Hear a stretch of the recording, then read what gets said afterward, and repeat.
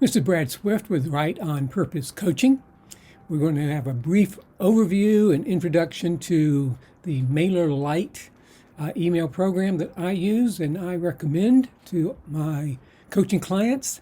This is also the place where I would normally say, please be sure to subscribe to this YouTube channel and click the button and the bell and all that. But you already know all that. So let's just go ahead and dig in. When you first open your MailerLite account, you'll probably see something like this, which is the dashboard. And we want to go through these headers here in just a moment. But first, I want to point out something really important that I wish I'd known years ago about when I first started this.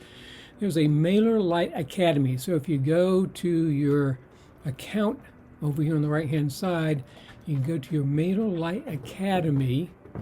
And there's a wealth of information there, and I'm already enrolled into it, so you can go and do the fundamentals, and literally MailerLite fundamentals. there are all sorts of good information here to take a look at. So that is one thing you can definitely start with.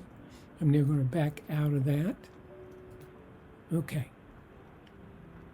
Now, again, as a brief overview of this, you've got your dashboard, then you have your campaigns, which are broken into three parts. Your campaigns gives you a look at all the ones that you have already sent.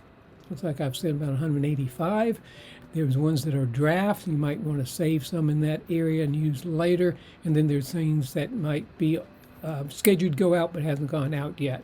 And this is where you would actually start a campaign if you want to send out a newsletter or start a campaign like that. Okay.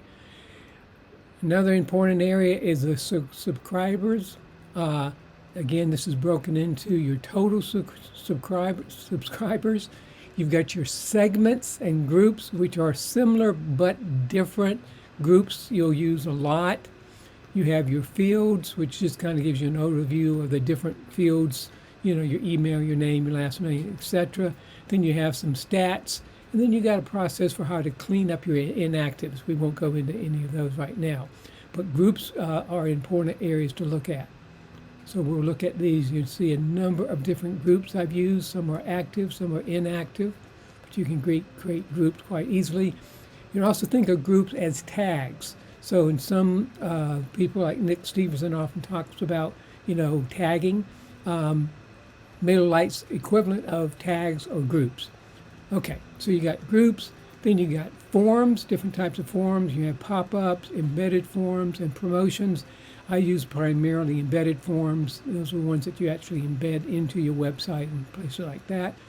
Then you have your sites. I don't use anything around the sites itself.